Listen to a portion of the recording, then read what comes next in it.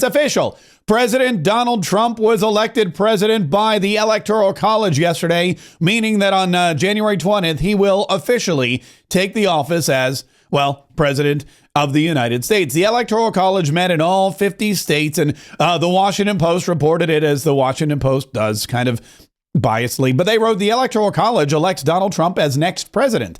The gatherings unfolded uneventfully, unlike 4 years ago when alternate electors for Trump convened in 7 states that he lost. They always like to go back in the past. They're never future or forward thinking. The Electoral College, Amy Gardner writes, convened in all 50 states Tuesday to elect Donald Trump to be the 47th president of the United States over Vice President Kamala Harris by a vote of 312 to 226. I always love hearing those numbers. The gatherings unfolded uneventfully, unlike 4 years ago when alternate electors for Trump convened in 7 states that he had lost and where governors had certified the results for Joe Biden.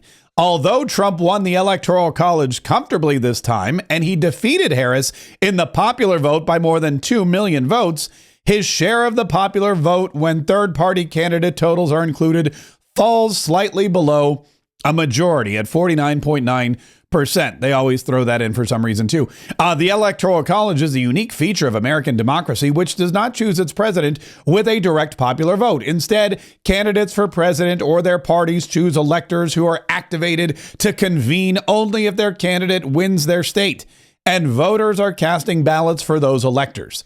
In 2 states, Maine and Nebraska, some electoral votes are awarded by congressional district rather than according to statewide results. And then they give you the handy-dandy calendar. Of course, we know that there's the election on November 5th, and then there's the electors who were named on the 11th, and then yesterday the electors met on the 17th. Next, the electoral votes are received in Washington on Christmas Day. And then in January 6th is the next big day. And that is when Donald Trump will be certified in the U.S. Senate and House of Representatives. Now, this is interesting because what happens when the votes go to Congress is that the vice president of the United States is the one who actually oversees the certification of the electoral votes. And we remember this from the days of Mike Pence. There was a question as to whether it was ceremonial, whether there was any actual action that could be taken on the part of the vice president if he felt that some of these electors were not elected, freely or fairly or without any kind of shenanigans and chicanery behind the scenes. And now Kamala Harris, who was defeated by Donald Trump, being the vice president of the United States, is going to have to swallow whatever pride she has left, wander on into the Senate chamber, and certify the election for President Donald Trump. That should be a I don't know which January 6th will be worse for the Democrats, the one in 2020 or the one in 2024. Anyway, and then January 20th is Inauguration Day, where President Donald Trump will convene at the Capitol building, surrounded by loved ones and friends and fellow lawmakers and American patriots who are excited to see him sworn in as the 47th president of the United States of America. So a big day in American history yesterday as all of those electors voted without any incident, uneventfully, as the Washington Post likes to point out. Now, something that was eventful is that Donald Trump was on Truth Social and he was talking up a storm about Liz Cheney. He wrote, Liz Cheney could be in a lot of trouble based on the evidence obtained by the subcommittee, which states that numerous federal laws were likely broken by Liz Cheney, and these violations should be investigated by the FBI. Thank you to Congressman Barry Loudermilk on a job well done. Newsmax by Greg Kelly.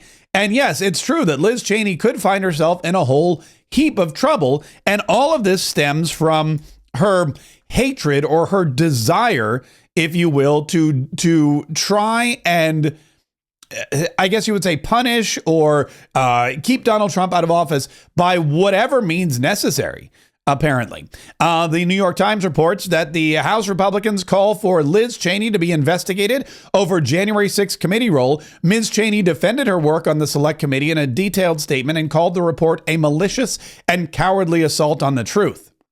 A 128-page report from the House Administration Subcommittee on Oversight said Ms. Cheney should be investigated for witness tampering. It accuses her of colluding with Cassidy Hutchinson, the former White House aide, who became the committee's star witness as it examined Donald J. Trump's efforts to overturn the 2020 election. The report, released as Mr. Trump, now the president-elect, has been promising retribution against his political enemies, including Ms. Cheney, accused Ms. Cheney of using the Select Committee as a tool to attack Mr. Trump. It was spearheaded by Representative Barry Loudermilk of Georgia, the chairman of the Oversight Subcommittee. Ms. Cheney defended her work on the Select Committee in a detailed statement and called the Republicans' report a malicious and cowardly assault on the truth.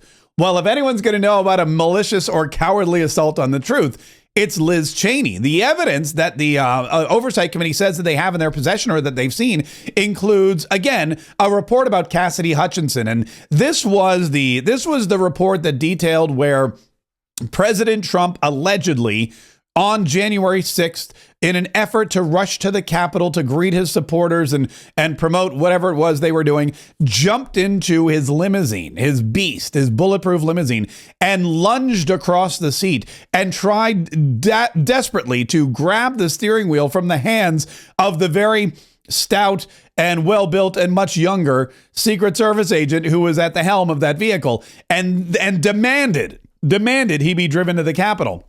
At which point, I believe in the story, the Secret Service agent said no.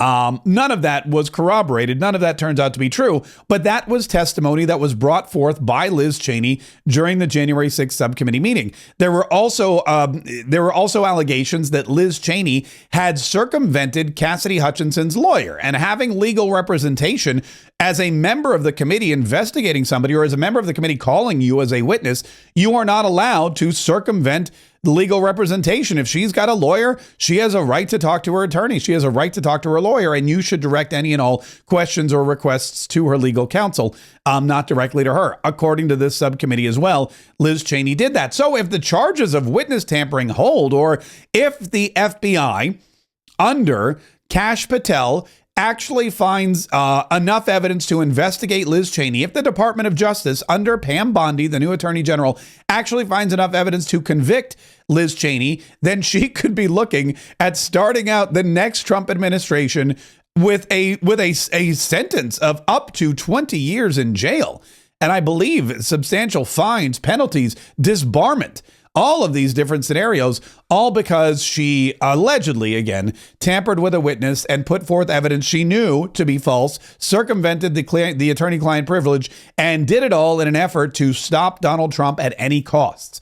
And now that may be costing her dearly. President Trump also had a little bit more fun with Canada yesterday. He wrote late at night to 3:23 a.m. He was just up contemplating Canada and its future, especially now that Justin Trudeau seems to be on the brink of collapse. He's going to have to resign or be fired, and there's going to be some kind of special election, we're sure, within a few months, a holiday election in Canada, to make sure that they get all their ducks in a row before Inauguration Day.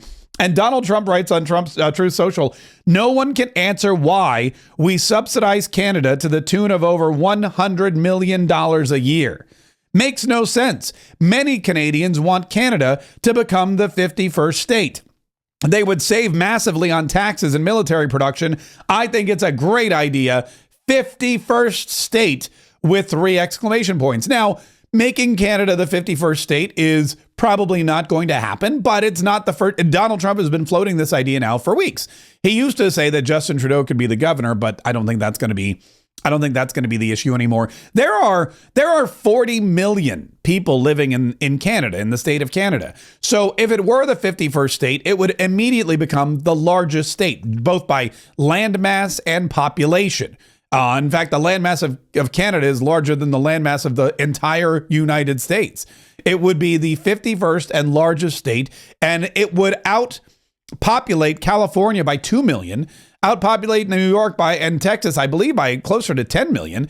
And it would be, like I said, the biggest state. It would have the most electoral votes.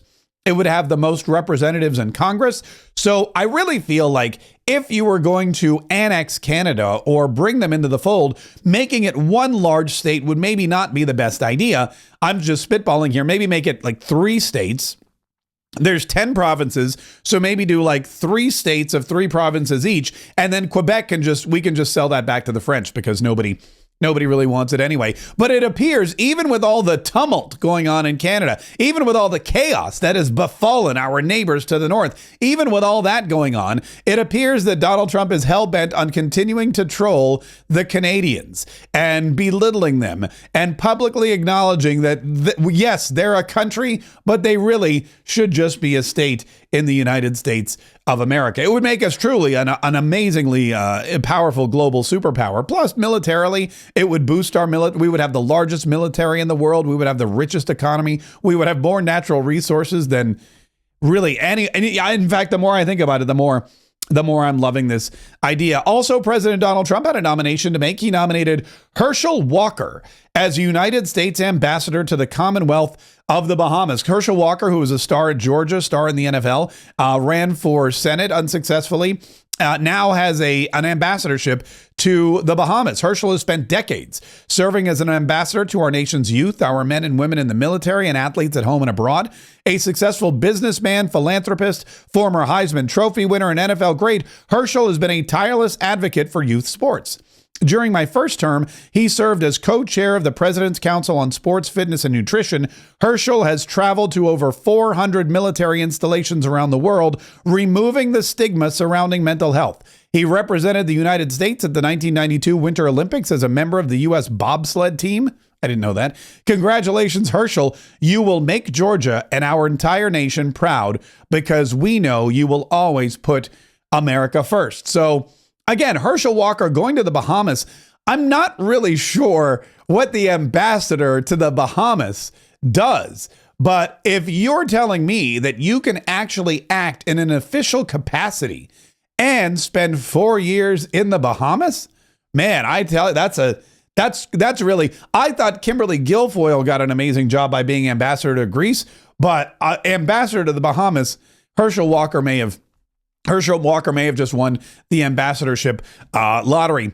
Back here at the home front, Donald Trump is already getting into skirmishes with Joe Biden and some of the unions who supported him about the remote work requirement. There's of course the DOGE, the Department of Government Efficiency, with Elon Musk and Vivek Ramaswamy, and now a whole slew of representatives in Congress who have jumped on board. The DOGE caucus held their very first meeting yesterday. And Donald Trump says that he will fight Biden's remote work deal. Union vows to fight back. From Fox Business News, they say President-elect Trump on Monday indicated that he plans to push back on President Biden's move to reach an agreement that would allow tens of thousands of federal workers to remain in a hybrid work arrangement with telework through 2029. We're talking about a friendly takeover, a friendly transition, as they like to say. This is a friendly transition, and it is, Trump said at a press conference. But there are two events that took place that I think are very terrible. One is that people don't come back to work, come back into the office. They're going to be dismissed. And somebody in the Biden administration gave a 5-year waiver of that so that for 5 years, people don't have to come back into the office. Trump said it involved 49,000 people for 5 years. They don't have to go. They just signed this thing. It's ridiculous. So it was like a gift to a union, and we're obviously going to be in court to stop it. So Donald Trump is battling against the unions and Joe Biden's waiver of in-office, in-person work. He's saying, look, this is one of the dumbest things I've ever seen. You have to require people to come into the office, and if they don't want to come into the office, then they don't have to do the job. We'll find somebody else to do it. But the time to sit at home and work on Zoom is over. President Trump now saying we will go to the mattresses, we'll go to court, and we will stop this because this was a ridiculous situation. It was a gift to the unions. The unions their workers get to stay at home, keep their jobs, get their paycheck, and you and I are suffering as a result of it. And then one last thing that popped up yesterday, which was kind of interesting, was that President Donald Trump was at Mar-a-Lago, and he walked into the main common area where everyone was after playing what I assume was a round of golf, and he removed his hat to unveil what many people are calling a new haircut.